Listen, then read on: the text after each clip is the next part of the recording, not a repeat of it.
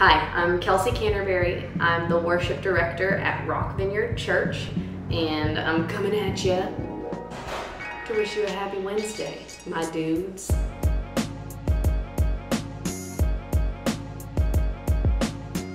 As I was going through my week reading, knowing that for our Below the Surface message this week, we're talking about brokenness and how God meets us in our brokenness, I was immediately called to the Sermon on the Mount, one of the most well-known sermons that Christ preached when he was here on earth. I love the beginning of this because it just comes out of the gate hot. And that's one thing I love about Jesus. It's not like a big preamble, hey, I'm working up to my point, like just straight up immediately. Hey, this is what I want to say. Here it is. Seeing the crowds, he went up on the mountain, and when he sat down, his disciples came to him. And he opened his mouth and taught them, saying, little pause for dramatic effect here. I like that this is the first thing that came to his mind because I think it shows the heart of Christ. That the first thing that he thought to say when he saw a large group of people gathered was this: blessed are the poor in spirit, for theirs is the kingdom of heaven. Blessed are those who mourn, for they shall be comforted. Who among us has not felt poor in spirit, even if he wouldn't have said those words? Weak, frail, stretched thin, like too little butter over too much bread, like Bilbo Baggins said. And my first thought after reading that is, what's the kingdom of heaven?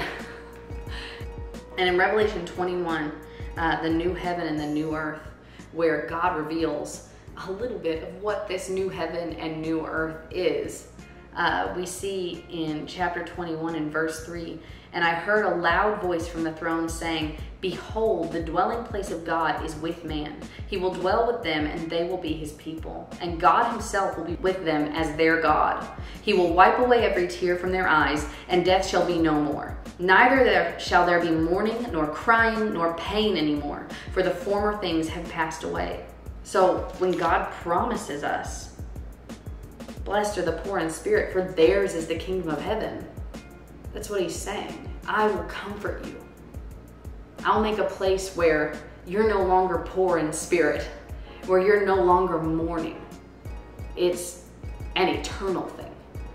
Jesus gets up in front of a crowd of people with their kids, people who traveled, people from all different walks of life, people who thought he was a fake, people who believed in him authentically, people who needed hope, people who were poor in spirit.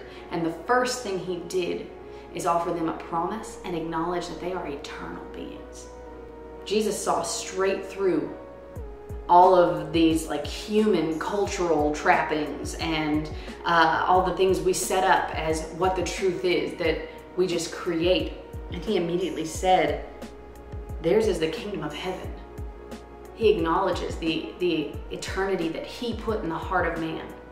And so today, if you're feeling hopeless, if you're mourning, if you're feeling poor in spirit, if you know someone who is, I want to encourage you that there is hope, that there's a promise, and that we can comfort ourselves with that, that if we have come to Jesus, if we've surrendered to him and to his powerful promise and sacrifice for us, if we know him, that we would comfort ourselves with, this is not the end. One day there's going to be no more crying, no more tears, because God himself will comfort us. And if you know someone who's mourning, who's feeling poor in spirit, just like Jesus opened his mouth and the first thing that came out was hope, let that be true of us. Instead of offering them false platitudes or reasons why they shouldn't be sad or reasons why it's all going to be okay, let's give comfort and hope. I hope you all have a wonderful Wednesday that leads to a terrific Thursday and a fantastic Friday and all the other cheesy things. And even if you don't, there's hope. Hey, thanks for tuning in. I will see you next Wednesday.